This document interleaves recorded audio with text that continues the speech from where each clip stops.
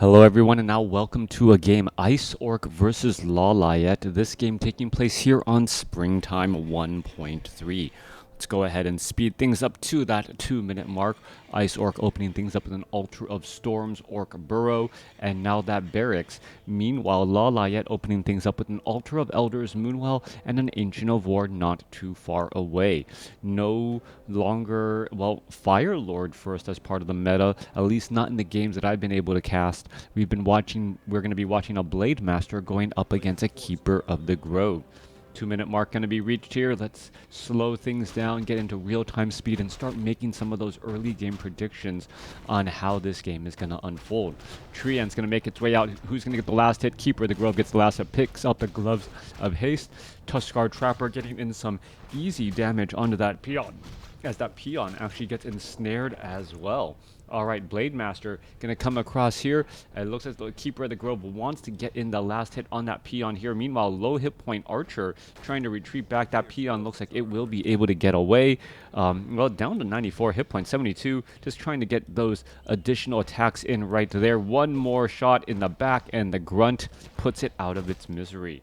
Meanwhile, Blade Master going to circle back around, perhaps try to go after the Trapper. No, not going to be doing that. No experience on the board, and still, surprisingly, holding that Scroll of Town portal. Alright, while holding that Scroll of Town portal, well, that means that it has used up one of its item slots.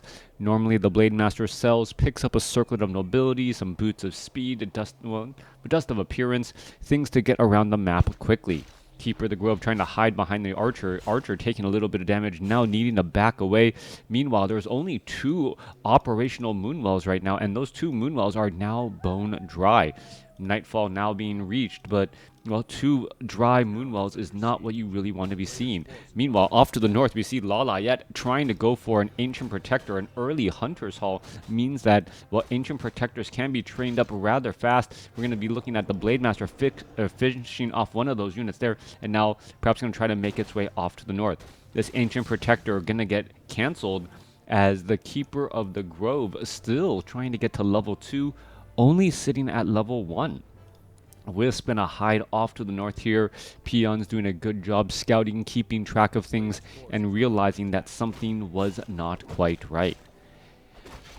Blade Master going to finish off a Null Brute here. Perhaps, is that an item or a tome? Not 100% remembering. It is going to be a Cloak of Shadows, or a little bit of extra gold. Most likely will just be sold. Meanwhile, Keeper of the Grove here should get to level 2 after this creep camp here. The Wolves and the Null Poacher should give the, well, it might be a little bit shy, considering that this earlier green creep camp was not finished off by the Keeper of the Grove. May just be a little bit shy right there, yeah. Needing 20 more experience. That peon earlier that was denied is important. Keeper of the Grove not going to be able to entangle since it does not have level 2 yet. Huntresses, in addition to a couple of Treants, going to try and engage. There's some more Ice Troll Trappers. We see the Sentinel Scout already being thrown up there as well to keep track of that Blade Master. Keeper of the Grove picks up Gauntlets of Ogre Strength 3. Pretty standard item there. Meanwhile, Blade Master does have that Staff of Teleportation, that Circuit of Nobility we were talking about earlier, and going after this Sasquatch Creep Camp, which will give the Blade Master level 2. Perhaps getting in some critical strikes as well, adding in a Ring of Protection plus 5, much more damage reduction now. And, well, damage reduced is damage saved, as the Blade Master's healing salves are just going to be that much more effective. Alright, there's a quick detonation there. Huntresses, are they going to be able to find? There's a little Owl Scout there. Important to put them in this position. By placing them here, you actually are able to see around the corner. Remember, there is line of sight in WarCraft 3 Fog of War, meaning you cannot actually look behind trees unless you are up in that high ground. Something that, well, I'm sure most of you guys know by now. Blade Master now going to be joined alongside the Shadow Hunter. Shadow Hunter did opt to go for Serpent Wards, currently the level 1 variety.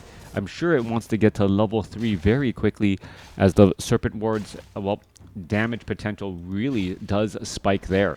Blade Master trying to, well, at least deal some damage onto the Tree of Life while it before it has any armor. You don't want any armor on that Tree of Life there, as the Goblin Alchemist joins in on the fight here. Goblin Alchemist sitting at level 2 already. There's an Acid Bomb. There's Mirror Image trying to continue to slice and dice away at this Tree of Life. Tree of Life, there's a reveal right there. Blade Master trying to retreat back down to 118 hit points. Are we going to see a Sentinel Scout? No mana. Blade Master able to retreat back with no problem, and now turning the corner for a Staff of Teleportation out. All right. Blade Master needs to get some healing salve charges, perhaps a clarity potion in there as well.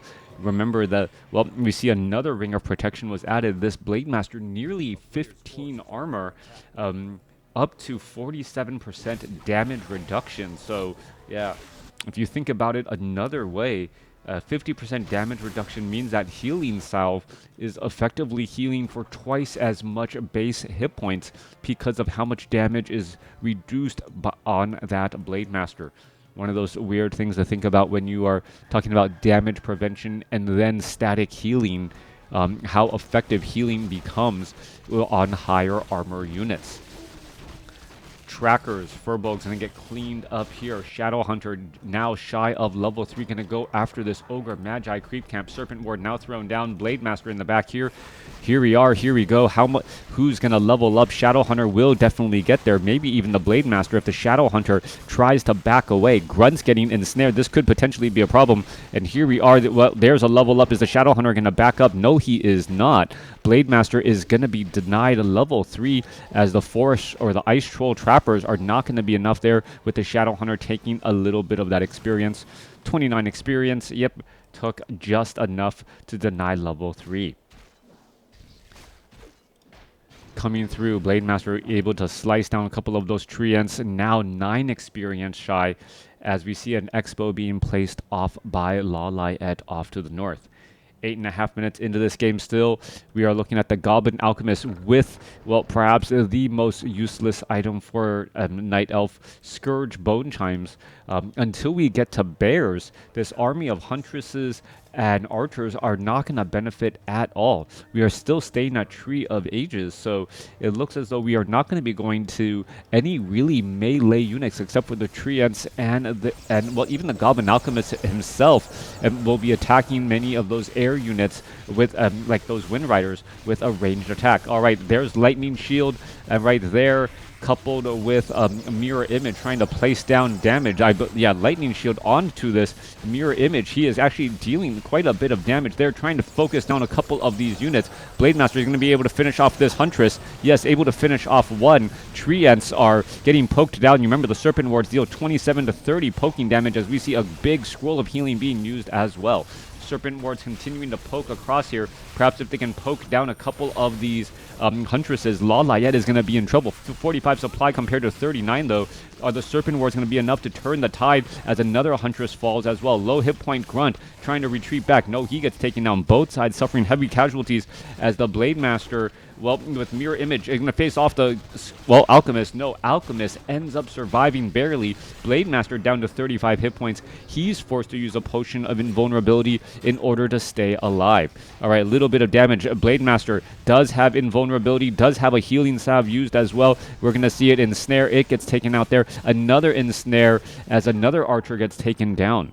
Shadow Hunter nearly at level 5. Going to go ahead and teleport back home, pick up some healing salves and a clarity potion perhaps, and move on out. You can see a couple of a Grunt and a Raider back at home, wondering where the party was, where the fight was, and why they were not invited.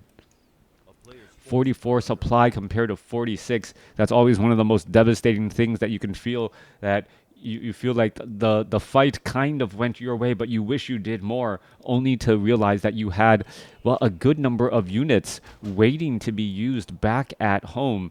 And, well, that always sucks just a little bit, knowing that you could have, well, saved some more units or killed some more units in that last engagement.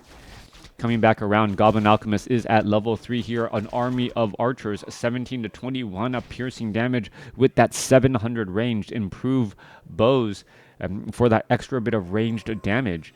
And we're looking at the Shamans, well, perhaps looking to cast more Lightning Shield across more of those Blade Master mirror images. Wind Walk and Mirror Image. No critical strikes whatsoever, oddly enough. The Tracker going to get caught out in the midfield. Blademaster trying to walk forward. Is going to be able to find any low hit point units. And there he goes, trying to find Scroll of Protection now being used. A couple of Purges down. Mirror Image now splitting across multiple units. There's some Healing Spray being used as well. Sentinel perhaps being able to keep track of which unit is the real Blademaster. Blademaster still with a decent amount of armor, really protecting himself, as the Keeper of the Grove could be in trouble. There's a potion of invulnerability trying to stay alive. Will be able to do exactly that. A couple of Wisps coming across to get in some detonations once more, as the Wisps may try to detonate onto the Shaman to prevent any more of that Lightning Shield. More Healing Spray going down as well. Shadowhunter now currently low on mana. Same thing with that Blademaster. Shadowhunter, well, I guess back up to 154. Take it back, as the Blademaster wants to chase after some low hit point units and unable to easily finish them off. All right, another surround onto the Keeper of the Grove. Keeper of the Grove does have a Scroll of Town Portal. Is going to be forced to use it there. Blademaster could be in a little bit of trouble. Down to 146 hit points. He's going to try and retreat back and is able to cut his losses. Couple of low hit point archers here. Keeper of the Grove, well, nearly at level 4. We're looking at 49 supply compared to 56. Both sides sitting in, Ice Orc sitting in low upkeep. Meanwhile, Fairy Dragon on the Wind Rider going to show exactly where the Orc army is. Are we going to see that Tracker get taken down? The Blademaster wants to finish it off. Finishing off that Tracker would represent a good amount of experience. There's level 4 and also Rune Bracers being dropped for that Shadowhunter. During this time, though, the Keeper of the Grove fighting an opportunity to clear out a Magnetar Reaver because he knows where exactly his opponent is. Those Treants pretty much not standing a chance there. Wow, the Shamans fighting even from beyond the far side of the trees. It feels like LawLiet just cannot catch a lucky break whatsoever, as the Mirror Image going to come across here and do a little bit of scouting. 62 supply compared to 59. Dual level 4 heroes going up against a level 4 and soon, just got to level 4 Alchemist. Bear gets taken down here, and well, little bit more experience to be had, perhaps some more items and tomes. Tree of Life, 64 over 70 supply. Raiders ready and in position. Blademaster is here as well. Scroll of Town Portal inbound. Not going to be able to even get a couple of taps onto that Tree of Life before the army comes across. An army of Wisps now on both sides. Raiders, they're trying to flank, but they're not even engaging here. Could be a little bit of a misstep there, as the archers have been in this death ball, being able to sit there and perhaps try a volley and fire back. LawLiet holding on here. 59 supply compared to 63. Is there enough home field advantage? Raiders are finally joining in on the battle. Is it too little too late, or is there enough damage going to be done? The archers also with that Scroll of Protection also have Thorn's Aura, so they're going to protect themselves from the Raiders and their attacks here, as you can see that the archers are still pushing back the other way. The archers with their high, with the ability to focus fire, able to push back this army of units. 66 supply compared to 56. We're looking at, dual level 4 heroes on both sides. Army sizes are comparable, 53 compared to 46, but a little bit easier to reinforce for LawLiet, as he was closer to home. Tuskar Trapper, Polar, Tuskar Sorcerer, both sides engaging here. There goes a unit. Pair up of Vitality quickly picked up there. That's going to get taken down. Another Sorcerer, that is going to get taken down as well. Staff of Teleportation in or outbound. Perhaps going to try to drink some Moonwell juice. No Nature's Wellspring Blessing to try and fill up these Moonwells more quickly. But Moonwells do, I feel like that is faster than 1 mana a second. So that is still extremely, extremely helpful there.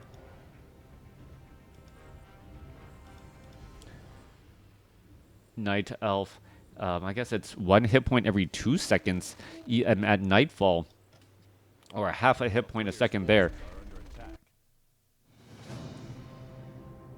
What did I miss?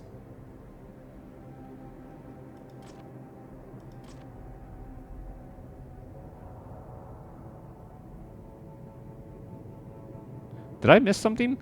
There was no big fight.